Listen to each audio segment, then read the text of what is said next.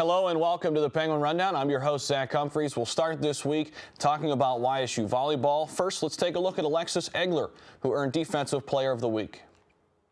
There you see some statistics on Egler from Clarkston, Michigan, now a sophomore for the Penguins. And under first-year head coach Mark Hardaway's had a very, very nice season. Let's take a look at Kelsey Waggy, the senior for the Penguins. Got the start in her last home match of her career. And there you see her season statistics. And she, of course, the senior from Colorado. Let's take a look at the Horizon League standings to date. YSU has locked a playoff spot. They can receive the 5th seed. Now, what will have to take place? YSU would have to beat Cleveland State on Thursday. That's the final game of the regular season for the Penguins. Green Bay, there you see in the 5th spot, has 2 games remaining. They would have to lose both of those games, and the Penguins would jump up a spot into the 5th spot. But no matter what, Penguins will be headed to the postseason. As for women's basketball, Coach Bob Bolden has a new-look roster. Let's take a look at the women's first 3 games of the season. There you see, at Butler, at Buffalo, come back home for Bryant. And so we're going to check out some really new teams, new looks for both the men's and the women's side. But there you see Coach Bob Bolden and what he has to deal with at the start. Let's take a look at the men's side now. And they also have a tough stretch this season. They should prepare for the Horizon League pretty well with this stretch. At George Washington, at Georgia, come back home for St. Francis. So hopefully the men can start off on the right foot.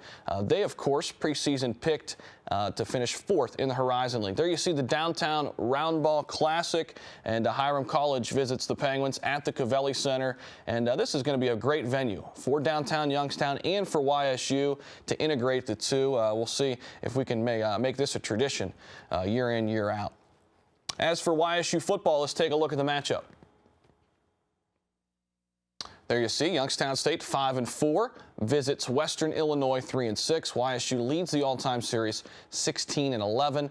And there you see the series in Macomb, very close, 8-7. The Penguins lead. But Western Illinois is a struggling team right now, so hopefully the Penguins can get to 6-4. Who knows? You come back home for Indiana State, get to 7-4, and you might have a trip to the playoffs. We'll take a look at last year's box score.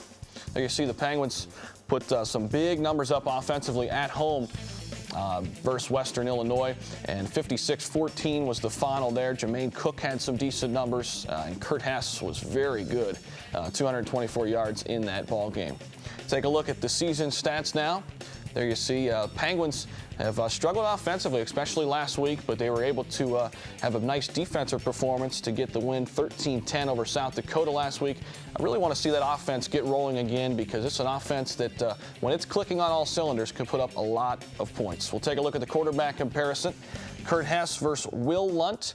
Now, Western Illinois has used some different quarterbacks this season. They'll go with the senior from Rochester, Illinois. There you see he's only played 5 games, as Hess has started all 9 for YSU. Let's take a look at the upcoming schedule. As I mentioned earlier, at Western Illinois this weekend, back home for Indiana State. And Indiana State is a top 25 team right now. So if you can get to 4-4 in the conference, there you see in the top right, 2-4 currently. You win your last 2 and get to 4-4. See if the Penguins can make a push for the playoffs. For everything else YSU Sports, you can log on to ysusports.com. And, of course, you can hit the Gwins up on Twitter as well. It's at YSU Sports. And we'll see you next week. Glad you're with us here on the Penguin Rundown.